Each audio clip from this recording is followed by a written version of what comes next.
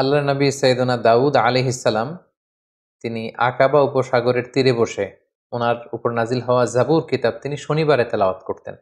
এবং আমরা জানি শনিবারটি হচ্ছে ইহুদিদের কাছে অত্যন্ত পবিত্র দিন। এজন্য সাইয়েদনা দাউদ আলাইহিস সালাম যখন শনিবারে জাবুর কিতাব তেলাওয়াত করতেন আকাবা উপসাগরের তীরে বসে, সাগরের মাছগুলো তখন এই তেলাওয়াত শুনবার জন্য তীরে চলে আসতো, সাগর ছেড়ে দিয়ে ডাঙ্গার কাছাকাছি চলে আসতো। এজন্য আল্লাহ তাআলা সে এলাকাতে ঘোষণা দিলেন যে শনিবারে মাছ ধরা নিষেধ, শনিবারে কেউ মাছ ধরতে পারবে না। সপ্তাহের বাকি ৬টি দিন তোমরা মাছ শিকার করতে পারবে, কিন্তু শনিবারে কেউ মাছ শিকার করতে পারবে না। দাউদ আলাইহিস সালামের কওমের লোকেরা তারা কৌশল করলো, তারা শনিবারে কেউই মাছ ধরতো না, বরং মাছগুলো যখন আসতো তারা সাগরের মধ্যে বেড়ি দিয়ে রাখতো, বাঁধ দিয়ে রাখতো, যাতে করে মাছগুলো আবার ফিরে যেতে না পারে। সম্মানিত সুধী, ঠিক এভাবেই সাইয়েদুনা দাউদ আলাইহিস সালামের উত্থান ঘটেছিল এবং তিনি সম্মুখ যুদ্ধে সরাসরি জালুতকে পরাজিত করে তিনি ওনার সামরিক শক্তি তিনি প্রকাশ করেছিলেন এবং বনী ইসরায়েলদের মধ্যে তিনি প্রশংসিত হয়েছিলেন। তালুত বাদশার পরে সাইয়েদনা দাউদ আলাইহিস সালাম যখন বনী ইসরায়েলের কিং বা রাজা হিসেবে তিনি দায়িত্ব গ্রহণ করলেন, তিনি এই রাজত্ব পেয়ে, কিংডম পেয়েও তিনি সবসময় সাদাসিধে জীবনযাপন করেছেন। সহিহ বুখারী মুসলিমের হাদিস থেকে আমরা জানি যে তিনি দিনের বেলা রোজা রাখতেন, রাতে তাহাজ্জুদ পড়তেন এবং খুবই সিম্পল লাইফ তিনি লিড করতেন। ওনার ব্যাপারে আল্লাহ তাআলা কোরআনের বিভিন্ন সূরাতে বিভিন্ন আয়াতে উল্লেখ করেছেন। আল্লাহ তাআলা বলছেন, ওয়াযকুর আবদানা দাউদা যাল আইদি ইন্নাহু আওয়াব। সূরাতুস সদে আল্লাহ তাআলা বলছেন যে হে নবী, আপনি দাউদের কথা কোরআনে উল্লেখ করুন, সে ছিল যাল আইদ, শক্তিশালী, আল্লাহর আইন বাস্তবায়নে শক্তিশালী ছিল। ইন্নাহু আওয়াব, তিনি আল্লাহমুখী ছিলেন, সবসময় আল্লাহমুখী থাকতেন। সূরাতুন নামলের 15 নম্বর আয়াতে আল্লাহ তাআলা বলেন, ওয়ালাকাদ আতাইনা দাউদা ওয়া সুলাইমানা ইলমা। আমি আমার নবী দাউদকে এবং সুলাইমানকে উভয়কে জ্ঞান দিয়েছি। I placed them with knowledge. সূরা সাবার 10 নম্বর আয়াতে আল্লাহ তাআলা বলেন, ওয়ালাকাদ আতাইনা দাউদা মিন্না ফাদলা। আমি দাউদকে আমার পক্ষ থেকে বিশেষ অনুগ্রহ আমি দান করেছি। সূরাতুস সদের 20 নম্বর আয়াতে আল্লাহ তাআলা বলেন, ওয়াশাদাদনা মুলকা। আমি দাউদের কিংডম, সালতানাতকে মজবুত করেছি। ওয়া আতাইনাহুল হিকমা। আমি তাকে উইজডম দিয়েছি, প্রজ্ঞা দিয়েছি। ওয়া ফসলাল খিতাব। আর তাকে আমি বিচার কার্যের ফায়সালা কি করে দিতে হয় সেই জ্ঞান আমি দান করেছি। সূরাতুস সদের 26 নম্বর আয়াতে আল্লাহ তাআলা ইরশাদ করছেন, ইয়া দাউদ ইন্না জাআলনাকা খলিফাতান ফিল আরদ। হে দাউদ, আমি আমার বিশেষ অনুগ্রহে তোমাকে এই জমিনের খলিফা বানিয়েছি। তুমি হচ্ছে এই পৃথিবীর খলিফা, খলিফাতুল্লাহ ফিল আরদ, পৃথিবীতে আল্লাহর খলিফা। ফাহকুম বাইনান নাস বিল হক। মানুষের মাঝে সত্য সহকারে যথাযথভাবে তুমি বিচার কার্যের ফয়সালা করো। ওয়ালা তাত্তাবিউল হাওয়া। হে দাউদ, তুমি প্রবৃত্তির অনুসরণ করো না। ফায়ুদিল্লাকা আন সাবিলিল্লাহ। প্রবৃত্তির অনুসরণ যদি করো তাহলে এই প্রবৃত্তির অনুসরণ তোমাকে আল্লাহর রাস্তা থেকে বিচ্যুত করে দিবে। এভাবে বিভিন্ন আয়াতে আল্লাহ তাআলা দাউদ আলাইহিস সালামের ব্যাপারে উল্লেখ করেছেন। সাইয়েদনা দাউদ আলাইহিস সালামকে আল্লাহ স্পেশাল একটা মুআজিজা দিয়েছিলেন, সেটা হচ্ছে তিনি যদি লোহার মধ্যে হাত লাগাতেন মুহূর্তেই সেই লোহা গলে নরম হয়ে যেত। অর্থাৎ লোহা নরম হওয়ার মুআজিজা আল্লাহ তাআলা দাউদ আলাইহিস সালামকে দান করেছিলেন। সূরা সাবার 11 নম্বর আয়াতে আল্লাহ তাআলা বলেন, ওয়া আলান্না লাহুল হাদিদ। আমি দাউদের জন্য লোহাকে নরম করে দিয়েছি। এই লোহাকে নরম করে গলিয়ে পিটিয়ে তিনি বিভিন্ন জিনিস বানাতেন। কি বানাতেন সেটা সূরাতুল আম্বিয়ার ৮০ নম্বর আয়াতে আল্লাহ তাআলা বলছেন যে সাইয়েদনা দাউদ আলাইহিস সালাম বর্ম বানাতেন, আর্মর, সাজোয়া। যুদ্ধের ক্ষেত্রে যুদ্ধের আক্রমণ থেকে, অ্যাটাক থেকে বাঁচার জন্য যোদ্ধারা যে যুদ্ধস্ত্রাণ পরে, লোহার তৈরি শেকলের বুনন দিয়ে তৈরি যে আর্মর পরে, সাজোয়া পরে, তিনি সেটা বানাতে পারতেন। আল্লাহ তাআলা বলছেন, ওয়া আল্লামনাহু সানাআতা লাবুসিল লাকুম। আমি দাউদকে কি করে যুদ্ধের পোশাক বর্ম বানাতে হয় সেটা শিখিয়েছি। লিতুহসিনাকুম মিন বাসিকুম, যাতে করে এই বর্ম পরার কারণে যুদ্ধের ময়দানে আঘাত থেকে তোমরা বাঁচতে পারো। সাইয়েদনা দাউদ আলাইহিস সালামের একটি বিশেষ গুণ ছিল যে তিনি নিজ হাতে উপার্জন করতেন। এত বড় রাজত্ব পেয়েও, এত বড় কিংডম পেয়েও কিন্তু তিনি সাদাসিধে জীবনযাপন করেছেন। সহিহ বুখারীর 2072 নম্বর হাদিসে আল্লাহ রাসূল সাল্লাল্লাহু আলাইহি ওয়াসাল্লাম বলেন, ওয়া ইন্না নাবিয়াল্লাহি দাউদ আলাইহিস সালাম কানা ইয়াকুলু মিন আমালি ইয়াদিহি। আল্লাহ নবী দাউদ আলাইহিস সালাম নিজ হাতে উপার্জিত অর্থ থেকে জীবন ধারণ করতেন। ভেরি সিম্পল লাইফ লিডিং তিনি করতেন। সবচেয়ে মজার ব্যাপার হচ্ছে নবীদের মধ্যে সবচাইতে সুরেলা কণ্ঠের অধিকারী কিন্তু ছিলেন সাইয়েদনা দাউদ আলাইহিস সালাম। উনি যখন ওনার উপর কিন্তু নাজিল হয়েছিল 4টা যে মেজর মৌলিক আসমানি কিতাব। জাবুর কিতাবটি আল্লাহ তাআলা দাউদ আলাইহিস সালামের প্রতি নাজিল করেছেন, এবং তিনি যখন আকাবা উপসাগরের তীরে বসে জাবুর কিতাব তেলাওয়াত করতেন, আকাশের পাখিগুলো ড্রপ করে নিচে নেমে যেত, তার চারদিকে প্যারেড করতে থাকতো, ঘেরাও দিয়ে থাকতো। সাগরের মাছগুলো সাগর ছেড়ে দিয়ে কিনারায় চলে আসতো। ওনার তাসবির সাথে সাথে পাহাড়গুলো, পাখিগুলো সবকিছু তাসবিহ পড়তে থাকতো। সুবহানাল্লাহি বিহামদি। আল্লাহ তাআলা সূরা নিসার 163 নম্বর আয়াতে বলছেন, ওয়া আতাইনা দাউদা জাবুরা, আমি দাউদকে জাবুর কিতাব দান করেছি। সূরাতুল আম্বিয়ার ৭৯ নম্বর আয়াতে আল্লাহ তাআলা বলেন, ওয়াসাখখারনা মা'a দাউদ আল জিবাল ইউসাব্বিহনা ওয়াত-তাইর, আমি পাহাড়কে দাউদের জন্য বশীভূত করেছি। সে যখন তাসবিহ পড়তো, জাবুর পড়তো, পাহাড়ও পড়তো, পাখিরাও তাসবিহ পড়তো। সূরা সদের 18 এবং 19 নম্বর আয়াতে আল্লাহ তাআলা বলেন, ইন্না সাখখারনাল জিবালা মা'আহু ইউসাব্বিহনা বিল আশি ওয়াল ইশরাক, পাহাড়কে আমি দাউদের জন্য বশীভূত করেছি। সকাল সন্ধ্যা সে যখন তেলাওয়াত করতো, পাহাড়ও তাসবিহ পড়তো। ওয়াত-তাইরা মাহশুরা, পাখিগুলো এসে ওনার চারদিকে ভিড় জমাতো। কুল্লুল্লাহু আওয়াব, সবকিছু আল্লাহ তাআলার তাসবিহ পড়তো। এবং দাউদ আলাইহিস সালামের কণ্ঠ যে অত্যন্ত সুন্দর ছিল, মেলোডিয়াস ভয়েস ছিল, এটা বিশ্বনবী সাল্লাল্লাহু আলাইহি ওয়াসাল্লাম উল্লেখ করেছেন। সহিহ মুসলিমের 793 নম্বর হাদিসে একটি ঘটনা এসেছে যে আবু মুসা আল আশআরী রাদিয়াল্লাহু তাআলা আনহু সাহাবাদের মধ্যে খুব সুরেলা কণ্ঠের অধিকারী ছিলেন। তো উনি একবার রাতে ঘরে বসে কোরআন তেলাওয়াত করছেন, আল্লাহ রাসূল সাল্লাল্লাহু আলাইহি ওয়াসাল্লাম ওনার ঘরের পাশ দিয়ে যাচ্ছিলেন। তিনি হঠাৎ দাঁড়িয়ে দীর্ঘ সময় কোরআন তেলাওয়াত শুনলেন। তারপর দিন ফজরের পরে তিনি আবু মুসা আল আশআরী রাদিয়াল্লাহু তাআলা আনহুকে বললেন, হ্যাঁ আবু মুসা, তুমি কি জানো গত রাতে আমি তোমার ঘরের পাশে দাঁড়িয়ে তোমার কণ্ঠের কোরআন তেলাওয়াত শুনেছি। ইয়া আবা মুসা লাকাদ উতিতা মিজমারান মিন মাজামিরি আলি দাউদ, দাউদ আলাইহিস সালামের বংশে বা দাউদ আলাইহিস সালামের কণ্ঠে আল্লাহ যে সুরের ঝংকার দিয়েছেন, এই উম্মতের মধ্যে তোমার কণ্ঠে আল্লাহ তাআলা সেই সুরের ঝংকার ঢেলে দিয়েছে। সুবহানাল্লাহি বিহামদি। সহিহ মুসলিমের হাদিস থেকে বোঝা যায় যে দাউদ আলাইহিস সালামের কণ্ঠ যে অসাধারণ ছিল, এটা রাসূল সাল্লাল্লাহু আলাইহি ওয়াসাল্লাম স্বীকৃতি দিয়েছেন। আল্লাহর নবী সাইয়েদনা দাউদ আলাইহিস সালাম তিনি আকাবা উপসাগরের তীরে বসে ওনার উপর নাজিল হওয়া জাবুর কিতাব তিনি শনিবারে তেলাওয়াত করতেন, এবং আমরা জানি শনিবারটি হচ্ছে ইহুদিদের কাছে অত্যন্ত পবিত্র দিন। এজন্য সাইয়েদনা দাউদ আলাইহিস সালাম যখন শনিবারে জাবুর কিতাব তেলাওয়াত করতেন আকাবা উপসাগরের তীরে বসে, সাগরের মাছগুলো তখন এই তেলাওয়াত শুনবার জন্য তীরে চলে আসতো, সাগর ছেড়ে দিয়ে ডাঙ্গার কাছাকাছি চলে আসতো। এজন্য আল্লাহ তাআলা সে এলাকাতে ঘোষণা দিলেন যে শনিবারে মাছ ধরা নিষেধ, শনিবারে কেউ মাছ ধরতে পারবে না। সপ্তাহের বাকি 6টি দিন তোমরা মাছ শিকার করতে পারবে, কিন্তু শনিবারে কেউ মাছ শিকার করতে পারবে না। দাউদ আলাইহিস সালামের কওমের লোকেরা তারা কৌশল করলো, তারা শনিবারে কেউই মাছ ধরতো না, বরং মাছগুলো যখন আসতো তারা সাগরের মধ্যে বেড়ি দিয়ে রাখতো, বাঁধ দিয়ে রাখতো, যাতে করে মাছগুলো আবার ফিরে যেতে না পারে।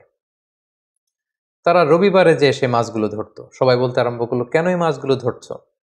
তারা তখন উত্তরে বলতো, কৌশল করে বলতো যে আল্লাহ তাআলা তো শনিবারে মাছ ধরা নিষেধ করেছেন, আমরা তো শনিবারে ধরছি না, আমরা মাছ ধরছি রবিবারে। তাদের এই কৌশলের কারণে আল্লাহ তাআলা তাদের প্রতি রাগান্বিত হয়ে ঘোষণা দিলেন, খুনু কিরাদাতান খাসিইন, তোমরা আমার এই বিধান, আমার এই নির্দেশনা, আমার এই আদেশকে লঙ্ঘন করার কারণে অভিশপ্ত বানর হয়ে যাও। ফলে তারা বানর হয়ে গেল। তার মানে দাউদ আলাইহিস সালামের কওমের মধ্যে থেকে যারা আল্লাহ তাআলার এই বিধানটি অমান্য করেছিল, তাদেরকে কিন্তু আল্লাহ তাআলা অভিশপ্ত বানরে রূপান্তরিত করেছিলেন। আল্লাহর নবী দাউদ আলাইহিস সালাম তিনি একদিন অন্তর অন্তর সিয়াম পালন করতেন, যেটি সুনানে নাসাইর 2388 নম্বর হাদিসে উল্লেখ রয়েছে। আল্লাহ রাসূল সাল্লাল্লাহু আলাইহি ওয়াসাল্লাম বলেছেন যে আফদলুস সিয়াম সিয়ামু দাউদ, রোজার মধ্যে পৃথিবীতে শ্রেষ্ঠ রোজা হচ্ছে দাউদ নবীর রোজা।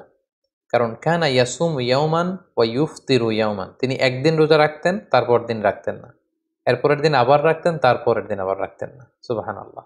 তিনি এভাবে সারা জীবন একদিন অন্তর অন্তর রোজা রেখেছেন। সাইয়েদনা দাউদ আলাইহিস সালামের ব্যাপারে হাদিসে একটি চমৎকার ঘটনা উল্লেখ রয়েছে।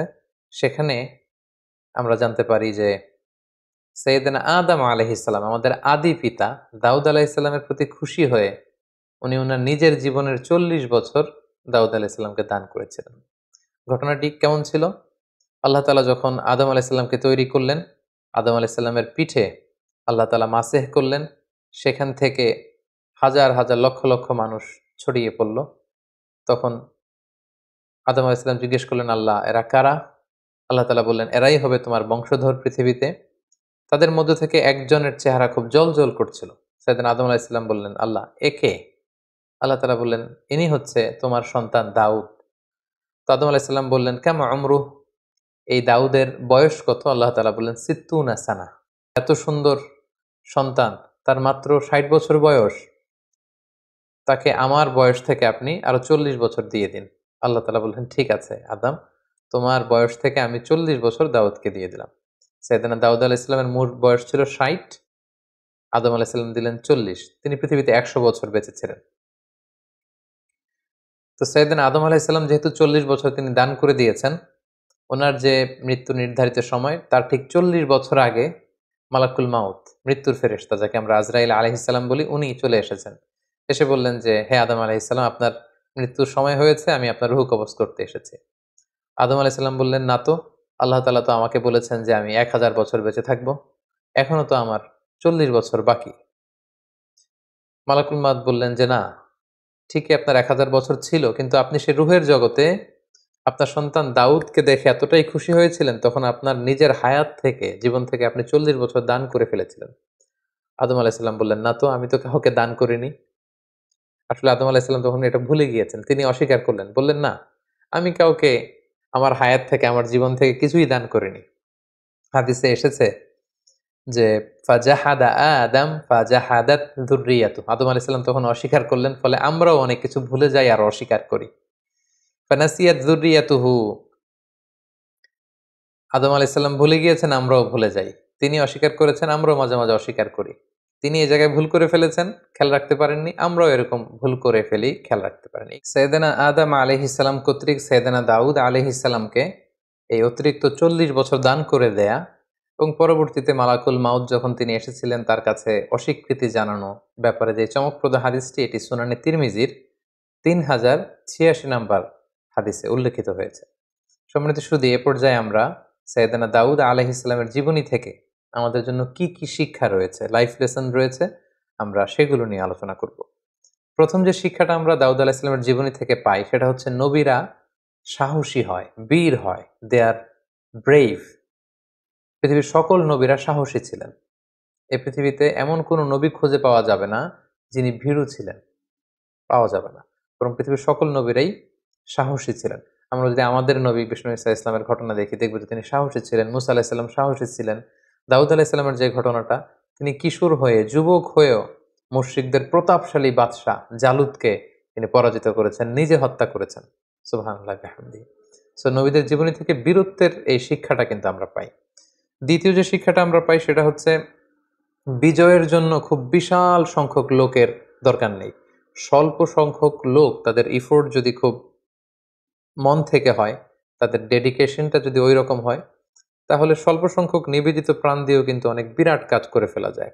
যার জ্বলন্ত প্রমাণ হচ্ছে তালুত বাদশার নেতৃত্বে মাত্র ৩১৩ জন নিয়ে যে তারা বিশাল এই মুশরিক জালুত বাদশাকে পরাজিত করেছে। কোনো কোনো তাফসিরে এসেছে ৮০,০০০ সৈন্য নিয়ে তিনি বনী ইসরায়েল থেকে বের হলেন।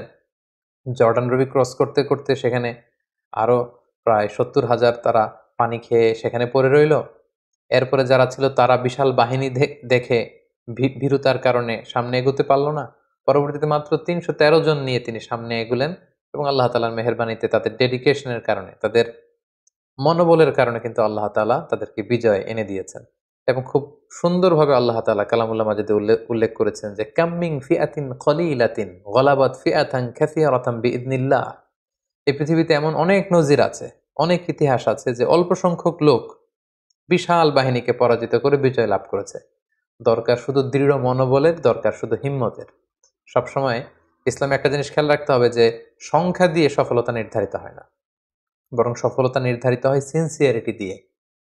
৩ নম্বর যে শিক্ষাটি আমরা পাই সেটি হচ্ছে নেতৃত্বের জন্য সুস্বাস্থ্যের দরকার হয়। এটা দাউদ আলাইহিস সালামের ছিল। প্রজ্ঞা, ন্যায়নিষ্ঠা, উন্নত মানের বাগ্মিতার দরকার হয়। তার সবগুলোই কিন্তু যথাযথভাবে সাইয়েদনা দাউদ আলাইহিস সালামের জীবনীতে আমরা খুঁজে পাই। ৪ নম্বর যে শিক্ষাটা আমরা পাই যে তিনি এই combined between revelation and kingdom. আমরা বলেছি পৃথিবীতে সর্বপ্রথম ওনার সময়ই একটি আল্লাহ তাআলার বিধান সম্বলিত একটি রাষ্ট্র তিনি প্রতিষ্ঠা করেছিলেন, যেখানে আল্লাহর বিধান দিয়ে বিচার করা হতো। আল্লাহর আইন দিয়ে ফায়সালা দেয়া হতো, যেখানে আল্লাহ তাআলার বাণী দিয়ে তিনি খলিফাতুল্লাহ ফিল আরদ হিসেবে, তিনি আল্লাহর খলিফা হিসেবে পৃথিবীতে তিনি বিচার কার্যের ফায়সালা দিয়েছেন। অর্থাৎ একদিকে তিনি আল্লাহর কাছ থেকে রেভেলেশন রিসিভ করতেন, ওহী, আবার একদিকে তিনি কিংডম অর্থাৎ রাজত্বের দায়িত্ব, দায়ভার কিন্তু তিনি পালন করতেন। তাহলে দুইটা তিনি কম্বাইন করেছেন, তিনি নবীও ছিলেন আবার রাজাও ছিলেন। তার মানে বোঝা যায় ধার্মিকতা এটা দেশ পরিচালনার জন্য, এটা নেতৃত্বের জন্য, এটা সোশ্যাল লিডারশিপ, এটা পলিটিক্যাল লিডারশিপের ক্ষেত্রে কোনো বাধা নয়, বরং নবীরাই কিন্তু সে নমুনা আমাদের জন্য দেখিয়ে গিয়েছেন। ৫ নাম্বার যে শিক্ষাটি আমরা পাই সেটা হচ্ছে স্পিরিচুয়ালিটি। আপনি যত ধনী হন না কেন, আপনি যত বড় হন না কেন, আপনার আত্মার খোরাকের জন্য কিন্তু আপনার আধ্যাত্মিকতার দরকার আছে। সাইয়েদনা দাউদ আলাইহিস সালাম তিনি রাজপ্রাসাদে থাকতেন, কিন্তু রাতের বেলা তাহাজ্জুদ পড়তে ভুলে যেতেন না। তিনি রাজত্ব পরিচালনা করতেন, তিনি একদিন অন্তর অন্তর রোজা রাখতে ভুলে যেতেন না। তো এই স্পিরিচুয়ালিটির শিক্ষা কিন্তু আমরা সাইয়েদনা দাউদ আলাইহিস সালামের কাছে পাই। অর্থাৎ আমরা যত ধনী হই না কেন, যত বড় পজিশন হোল্ড করি না কেন, আমাদের আধ্যাত্মিক উন্নয়ন কিন্তু আমাদেরকে সুখের সন্ধান দিবে, প্রশান্তির সন্ধান দিবে। ৬ নাম্বার যেই ব্যাপারটি আমরা শিখতে পারি সেটা হচ্ছে মেলোডিয়াস ভয়েস। এটা আল্লাহ তাআলার পক্ষ থেকে একটি বড় ব্লেসিং। চমৎকার সুরেলা গলা, সুন্দর কণ্ঠ, এটা কিন্তু আল্লাহ তাআলা সবাইকে দেন না। এ ব্যাপারে সাইয়েদনা দাউদ আলাইহিস সালাম ছিলেন নবীদের মধ্যে স্পেশাল, ইউনিক। ওনার কণ্ঠের মতো কারো কণ্ঠ ছিল না। উনি তেলাওয়াত করলে পাখি চলে আসতো, মাছ চলে আসতো, পশুরা চলে আসতো, পাহাড় তাসবিহ পড়তে থাকতো। সো যাদেরকে আল্লাহ তাআলা এই চমৎকার কণ্ঠ দিয়ে ধন্য করেছেন, তারা যেন এই কণ্ঠটাকে ইসলামের পক্ষে কাজে লাগায়। আমরা যেন আমাদের কণ্ঠটাকে, সুরেলা কণ্ঠকে ইসলামের পক্ষে কোরআন তেলাওয়াত করে, সুন্দর নাশিদ পরিবেশন করে, ইসলামের পক্ষে, মানবতার কল্যাণে যেন আমরা আমাদের এই মেলোডিয়াস ভয়েসকে কাজে লাগাতে পারি।